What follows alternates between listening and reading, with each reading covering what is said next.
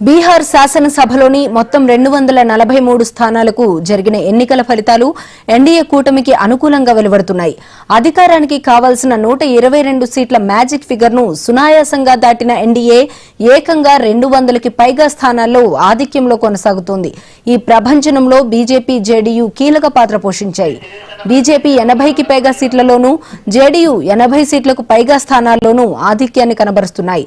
చిరాగ్ పాస్వాన్ నేతృత్వంలోని LJP Ram Vilas party కూడా అంచనాలకు మించి 20కి పైగా సీట్లలో సత్తా చాటడం ఎన్డీఏ బలాన్ని పెంచింది.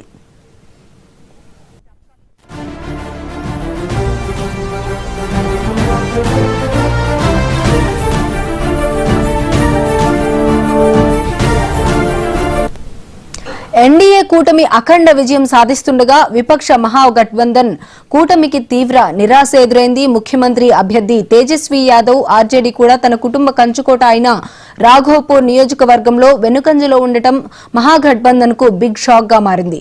తాజా ట్రెండ్స్ ప్రకారం రాఘోపూర్లో తేజస్విపై బీజేపీ అభ్యర్థి సతీష్ 3000 ఓట్లకు పైగా మెజారిటీలో ఉన్నారు. ఆర్జేడీ కేవలం 35 సీట్లలో మాత్రమే ఆధిక్యంలో కొనసాగుతుండగా కాంగ్రెస్ పార్టీ కనీసం డబుల్ డిజిట్ 10 సీట్ల మార్కెట్ కూడా దాటలేకపోవడం విపక్ష కూటమి వైఫల్యాన్ని సూచిస్తోంది.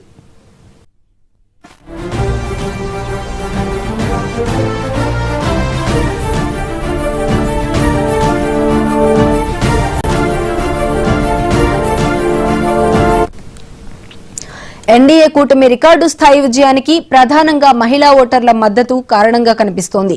ఈ ఎన్నికల్లో మహిళా ఓటర్లు రికార్డు స్థాయిలో 71% పైగా పోలింగ్లో పాల్గొనగా వారి ఓట్లు అధికంగా ఎన్డీఏకే పడినట్లు ఫలితాల సరళి చూస్తే అర్థమవుతోంది.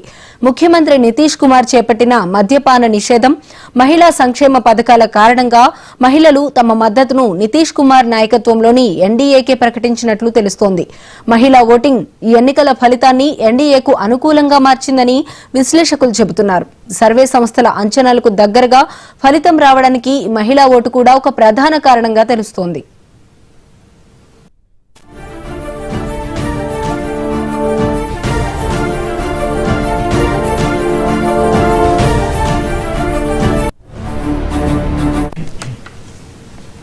బీహార్ ఫలితాల ట్రెండ్స్ పై ఎన్డీఏ నాయకులు హర్షం వ్యక్తం చేస్తున్నారు. కేంద్ర మంత్రి పీయూష్ గోయల్ విశాఖపట్నంలోని సీఐఐ భాగస్వామ్య సదస్సు